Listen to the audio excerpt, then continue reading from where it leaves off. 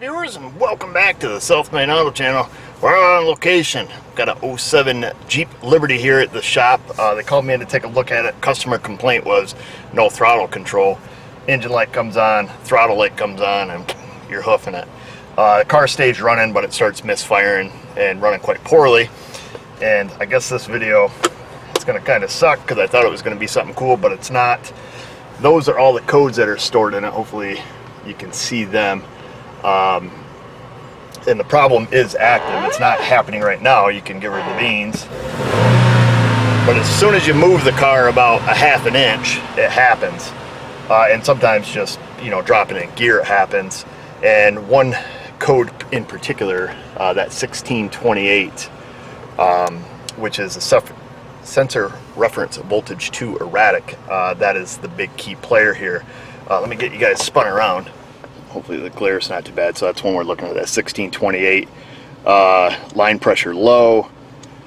We got a camshaft sensor circuit code, APP2 circuit low, and then, you know, our 5-volt reference circuit.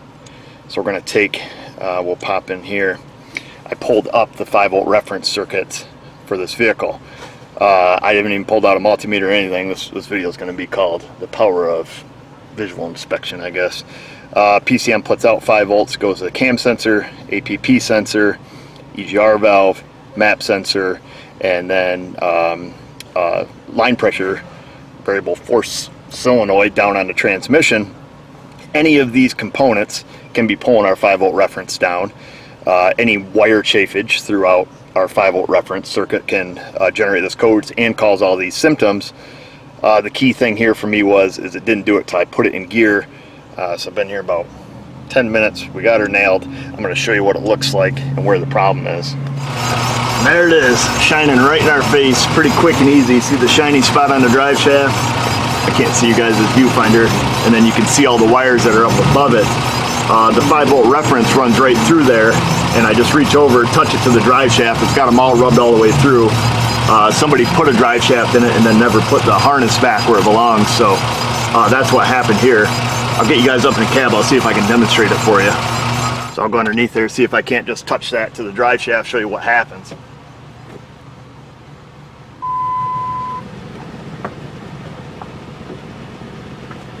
And there it is. I just momentarily touched the 5-volt reference to the drive shaft, and now she's got a case of the jitters. Throttle lights on, no throttle response from the pedal here.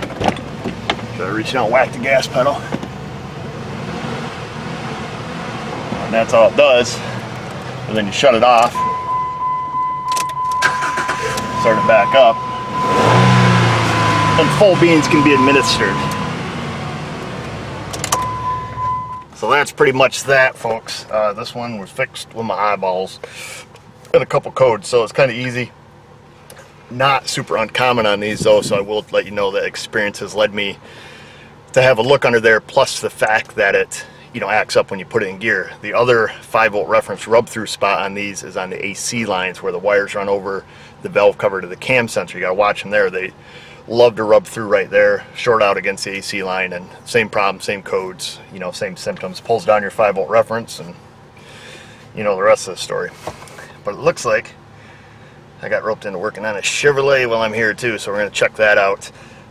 In the meantime, go down there, click subscribe, ring the bell, all that business. And just remember, viewers, if I can do it, you can do it. Thanks for watching.